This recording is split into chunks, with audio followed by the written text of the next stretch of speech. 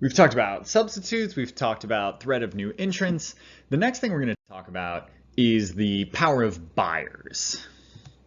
Hey, that's me. Yeah, that's usually you. If you are a middle class person, you probably spend the majority of your income buying things. And so when we talk about buyers, we're often talking about normal, everyday people. So in Porter's mind, buyers, we're these evil people competing with the industry by forcing down prices, we're bargaining for higher quality or more services, we're playing competitors against each other, all at the expense of industry profitability. This is a direct Porter quote. And so Porter very clearly sees buyers as the enemy in an industry, and he sees that one thing that businesses should do to maximize their return on investment is to disempower buyers, to take away buyers' bargaining power. And there's some different ways you can do that. So what does a powerful buyer look like? You are a powerful buyer of bread. No one is screwing you on bread. You're pretty smart about bread. You've been buying bread most of your life, so you probably know how much a loaf of bread should cost. If someone tries to sell you a $20 loaf of bread, you're going to call BS on that, right? You have a ton of different bread options to choose from, too many, probably. And not only that, but there's a lot of bread substitutes, right? If bread ever gets too expensive, let's have some tortillas. Let's have some pita, or even rice could be a bread substitute. So you're very powerful. No one's going to screw you over on bread. On the other hand, you are a weak internet buyer, right? There's not a lot of places to buy internet from, maybe only one or two companies that provide access to your location. You don't really understand the cost. Maybe you do. I don't really understand the costs associated with providing internet. So I'm paying like $100 for internet every month. I don't know how much it's actually costing Comcast to deliver me internet. And not only that, there's no substitutes, right? If you don't use the internet, what are you going to do? Telegraph, ham radio, public library, gross. No.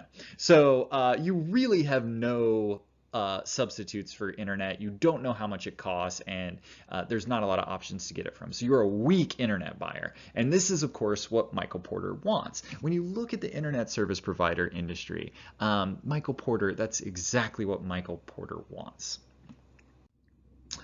Buyers are powerful when they make up a large portion of sellers' revenue. This is the Ojai Valley, this is where I went to high school, and they grow a lot of oranges out there. And there's a lot of farmers that grow oranges out there. And there's really only a few companies in the United States that buy bulk oranges, like Sunkist, for example. And so those companies that buy the vast majority of oranges in the United States, they have a lot of power, right? Because if you don't sell to them, who else are you going to sell to? And not only that, but you have a perishable food item you have a perishable item as well. And so buyers are really powerful in this case. The other reason that buyers are really powerful in like the citrus industry is because the products are essentially undifferentiated. There's not a big difference in quality of oranges from one farmer's orchard to another farmer's orchard. And so there's a few buyers out there that are buying the bulk of the product, and the product is basically the same. So if you don't sell it to them, they'll just go get it somewhere else. And this is true for citrus. This is true across the agricultural industry. Buyers are powerful when they have full knowledge about the costs associated with a product or service. This is why, I don't know about you, but I am not very powerful when I go into the mechanic, right? Like I take my car into the mechanic and he's like, oh, you need a new doohickey woodad, and that will be, the part is only 14 cents, but the labor is going to be $15,000. And I'm just like, okay, that sounds right. I don't know. Because I don't know that much about cars. And so because of that lack of knowledge, I don't have a lot of bargaining power with the seller. Companies or industries specifically try to obscure prices to make it more difficult for buyers to know what's going on. So like, you need a PhD in accounting to understand your Comcast bill every month. Look at this. I mean, this is like a whole page with like 50 different numbers. And of course, that's done on purpose. They're trying to obscure how much you're paying and what you're paying for. The most egregious example of this is the healthcare industry, where you have no idea what anything costs. Like when your doctor tells you you need an operation, you're never like, well, how much is that going to run me? I mean, maybe ballpark, but they don't even know most of the time, right? And then you get back from the hospital and you have a bill for like $40 for 2 aspirins, because they purposely obscure the prices of everything. You never quite know what you're paying for things, and so it takes away power from the buyers and it allows them to charge exorbitant prices for things. All right, so far we've discussed substitutes, we've discussed the threat of new entrants, we've discussed buyer power. The next thing we're going to talk about is suppliers' power, suppliers' bargaining power. So suppliers are anything that provides raw materials, labor, technology, support services, anything like that. And powerful suppliers can act as a check on sellers. The main reason for this is, as you can see from the arrows going from the pink to the gray, is that when suppliers are powerful, they act as a check on the power of sellers, because they always have the threat of selling directly to buyers. And so sellers got to be providing value, or else suppliers will step in and do it themselves. So suppliers are powerful. We call this forward integration, the idea that I can start directly making the product and selling it to consumers. Travel agencies are a good example of this, right? So for a long time, if you wanted to go somewhere, it was much more convenient to go to a travel agent and they'd get you the tickets and reserve the hotel rooms and all this other stuff, right? And then when you have the invention of the internet, you no longer needed travel agents. That if I'm going to buy a plane ticket, I don't need to go through the travel agent. I can go directly to the airline. Same thing with hotels or anything that I want to do in a foreign country, right? Or for travel. And so it basically eliminated that industry. And this is the story of the internet, right? The internet allowed suppliers to go directly to consumers, directly to buyers, instead of going through a middle person. Okay, so labor is also a supplier, and I'm going to give you a minute to read this. Oh wait, you can pause it if you want to read it. So this is a quote from Porter, where he's specifically talking about the power of labor as a supplier, and saying that, hey, labor is a really powerful check against sellers, and especially when employees unionize in an industry, then they can be really powerful. And let's see. He says here that tightly unionized labor can bargain away a significant fraction of potential profits in an industry. What he means by that, and I just want to be really clear, what he means by that is that when employees are organized, they can demand things like higher wages, better benefits, and that's bad. That's a bad thing for the industry profitability going to the seller. And so if you're a person that works for a living, this is you, right? Like Porter is explicitly laying out strategies to disempower you. And he's saying that what good companies do, what good industries do, what smart companies and industries do is disempower their labor. And if you, like I said, if you work for a living, unless you are living off capital gains, then this includes you. So this is how Porter wants industry structured, right? And one of the main things is that we have lots of suppliers that are not very powerful and are competing against each other. And that's exactly what the labor market is, right? Labor market is like, right? Where you have fewer organizations hiring people than people getting hired. And so those organizations have more power than the people that they are hiring. And it's because there's lots of potential suppliers. I'm a supplier of labor, you're a supplier of labor, and we're competing against each other for fewer jobs or for fewer organizations.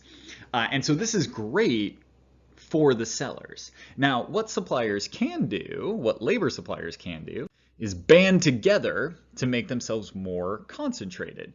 And we call that unions, which are not actually bad, guys. I don't know what you've heard on the TV, but unions are actually a very effective way for workers in an industry, labor suppliers, to band together and concentrate themselves and give themselves more bargaining power against the sellers. So by increasing the labor supply's bargaining power, unions can capture more of an industry's value for its workers. And when unions were strong in the United States, they were very effective at doing this. So unions were key at things like instituting a minimum wage, instituting maximum hours and overtime pay, instituting things like workers' compensation and Social Security. These are all things that sellers, that organizations have to pay into, that take away their slice of the value of the industry and instead give it to the labor supply, which in this case is employees and workers. And of course, Porter finds this a bad thing, right? That's labor doesn't deserve the profit, that the goal is to get as much of the return on investment to the seller, to the businesses as possible. And so businesses consciously try to undermine organized labor and labor power, and they do it in a lot of very nefarious ways. One thing is offshoring. And you hear, like when Donald Trump was running for president, you hear, and other politicians do this all the time, right? We don't make things in America anymore. Like we used to be a manufacturing country. And manufacturing jobs were good, and you could live a good middle-class lifestyle on manufacturing jobs. That's true, but there's nothing like magical about manufacturing jobs. It's just that manufacturing jobs were highly unionized. And so workers in manufacturing industries were able to use that unionization as bargaining power to get these middle-class jobs that could give them middle-class lifestyle. And so the organization saw this, and their response to this was to consciously offshore industries with high unionization to break the backs of unions. And it was incredibly effective, right? Unions are much less powerful than, in the United States than they were 40 or 50 years ago. That pay in manufacturing industries is incredibly low. And a big part of that is because you're now competing with Chinese workers and Vietnamese workers and Bangladeshi workers, right? So they purposefully offshore jobs to break the backs of unions in the United States. And it was very effective. Another thing that organizations do to undermine the power of labor is to use temporary and contract workers. Like, for example, Amazon uses a lot of contract workers in their warehouses.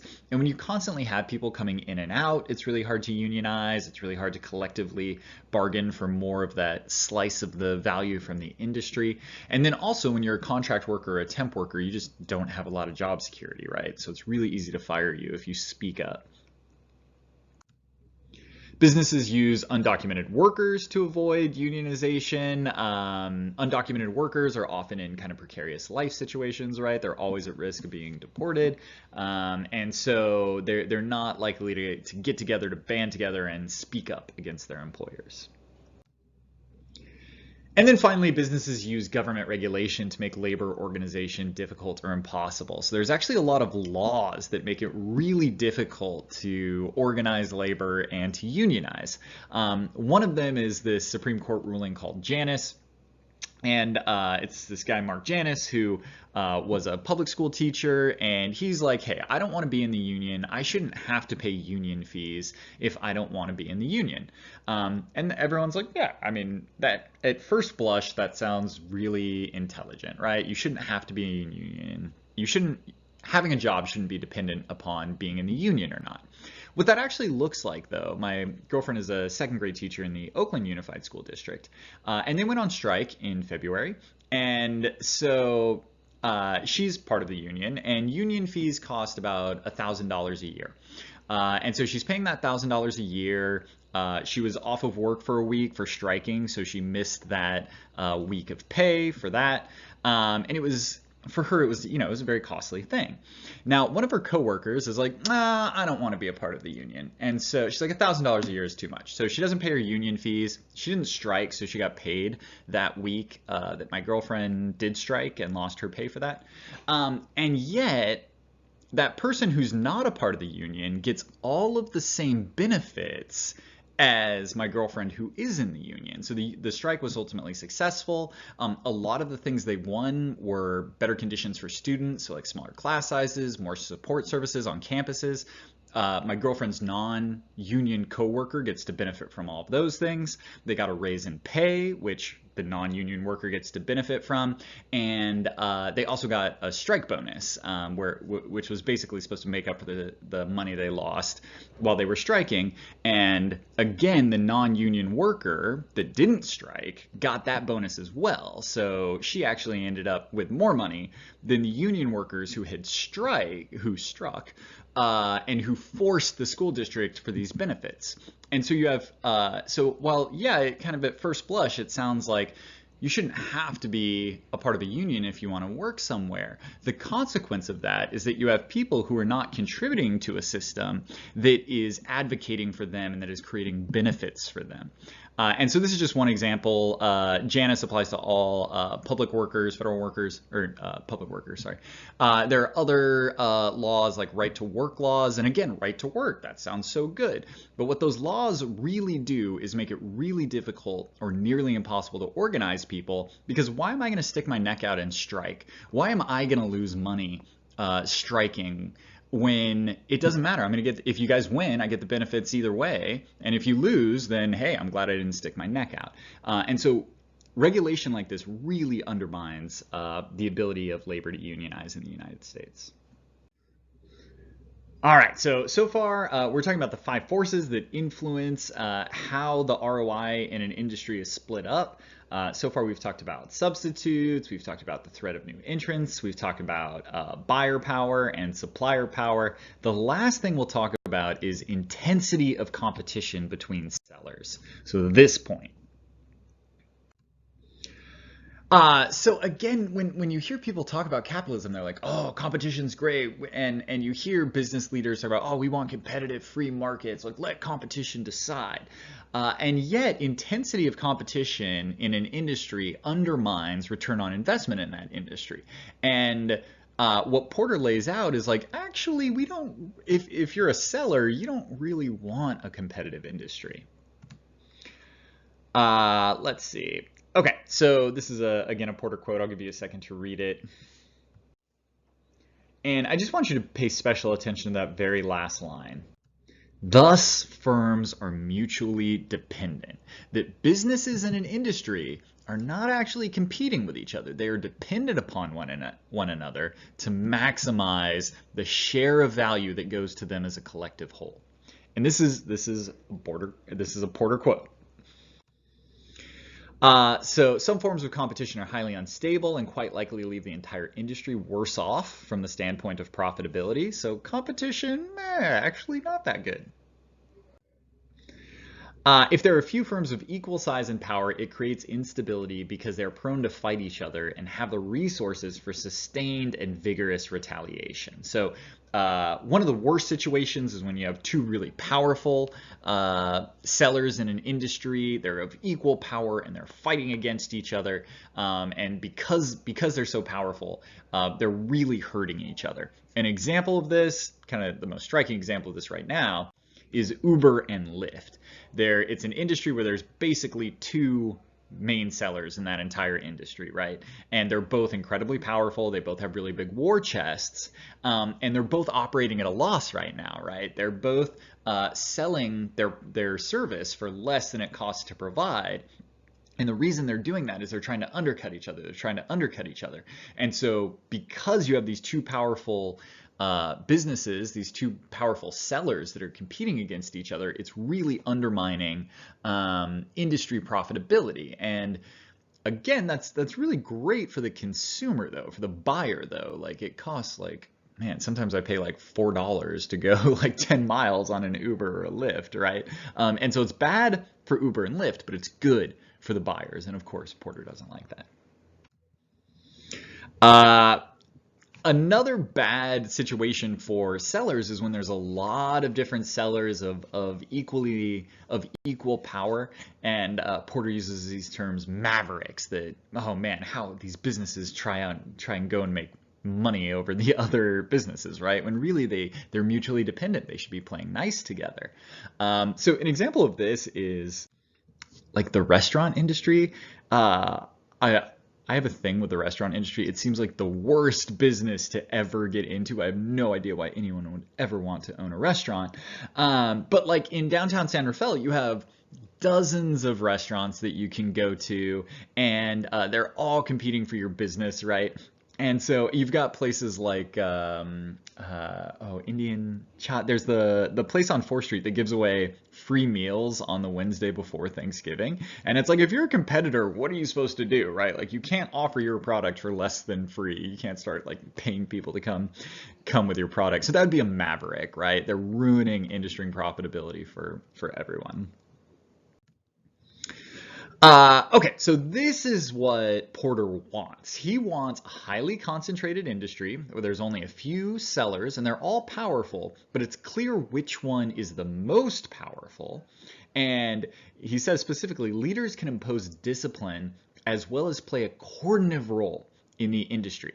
So again, we see that labor getting together and organizing and unionizing to increase their power, that's bad. We don't want that. But when businesses come together and collaborate, coordinate, it can be really good for industry profitability, which is what Porter wants. An example of this is the internet service provider industry. So there's only a few players. This is actually not true nationally, but I think at least locally in the Bay Area, Comcast seems to be the most powerful, and then Verizon, and then kind of AT&T at the end. And they're all charging a ridiculous amount for internet service. They're not like, America has like the 37th slowest internet in the world, right? So they're not delivering value. They're not delivering quality.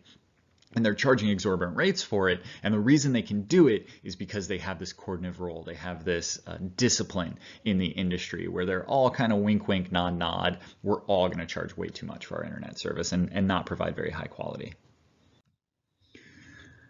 When you have diverse sellers are also bad because they don't understand, they might have different strategic objectives and they don't really understand the cues from the other sellers in the industry. So you also don't want diverse sellers. You want homogenous sellers within an industry. And again, you can see Porter's language here, agreeing on a set of rules for the game, for the industry.